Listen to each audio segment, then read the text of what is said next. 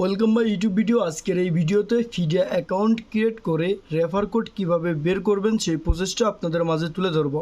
মানে আপনি একটি ফিডে অ্যাকাউন্ট তৈরি করেছেন, আপনার রেফার কোড আপনি বের করতে পারছেন না, সেই রেফার কোডটি কীভাবে বের করবেন সেটাও দেখাবো, অ্যাকাউন্ট ক্রিয়েট করেও দেখাবো। তো ভিডিওটি মন দিয়ে দেখবেন, ভালো লাগলে লাইক করবেন, একটি কমেন্ট করবেন। জাস্ট ফিডে অ্যাপ্লিকেশনটি আমি ওপেন করতেছি।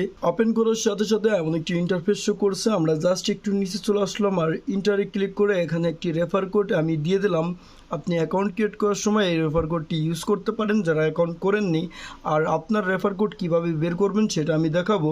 সেভে একটি ক্লিক করবেন, ভিডিও ডিসক্রিপশন বক্সে জাস্ট রেফার কোডটি থাকবে। কন্টিনিউ উইথ গুগলে একটি ক্লিক করলাম।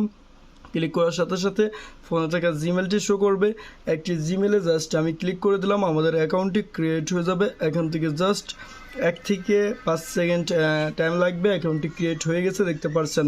এখন আপনি আপনার রেফার কোডটি কীভাবে বের করবেন তার জন্য এখানে মোর অপশান দেখতে পাচ্ছেন, এই মোর অপশানে একটি ক্লিক করবেন। আর এখান থেকে দেখতে পাচ্ছেন এইটাতে একটি ক্লিক করবেন। সবাই দেখতে পাচ্ছেন এখানে ক্লিক করলে তারা কিন্তু বলেছে এখন রেফার কোড, আপনার যেই রেফার কোডটি আপনি এখান থেকে নেবেন সেটা কিন্তু এটা বন্ধ রয়েছে, কিছুক্ষণ পর আবার খুলে যাবে।